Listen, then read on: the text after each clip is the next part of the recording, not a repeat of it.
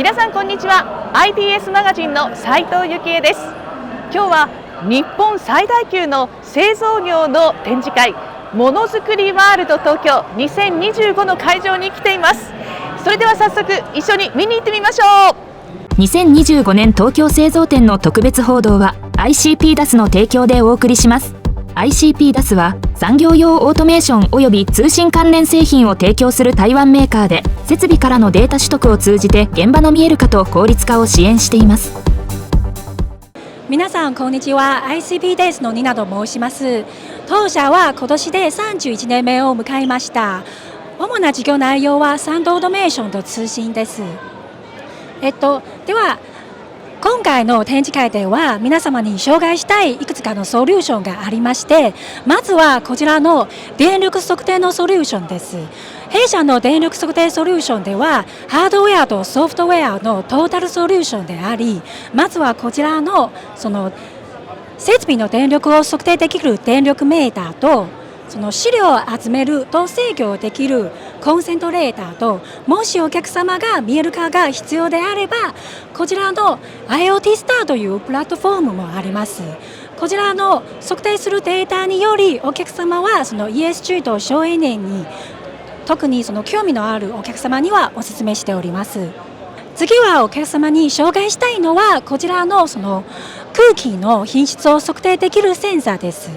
こちらを見てみましょう。特に今回の新製品ではわずか3センチしかないのに、ここはその温度と湿度と測定温度を測定できるセンサーであり、限られたスペースの中にはとてもぴったりな製品です。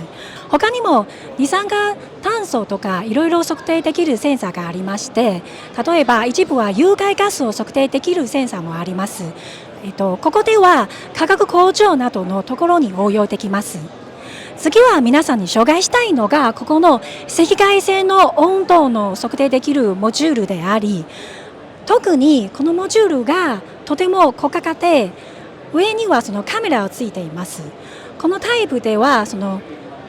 直接的にその画面の今測定できる画面のどこの温度がどれくらいになっているのかを確認することができます。これは主にその配電盤などのところに使われており、最近ではそのデータセンターにも使われております。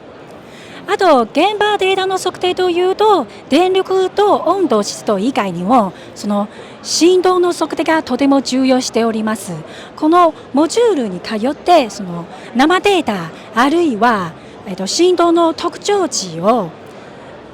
データを取得することによって、そのお客様が今例えばモーターの設備の状況を確認することができますので、企画的なそのメンテナンスすることによってその生産キャパを上がって、またもし設備が壊れるとその長い時間生産ラインが止まってしまうリスクもありますので、そのため振動の測定がとても重要です。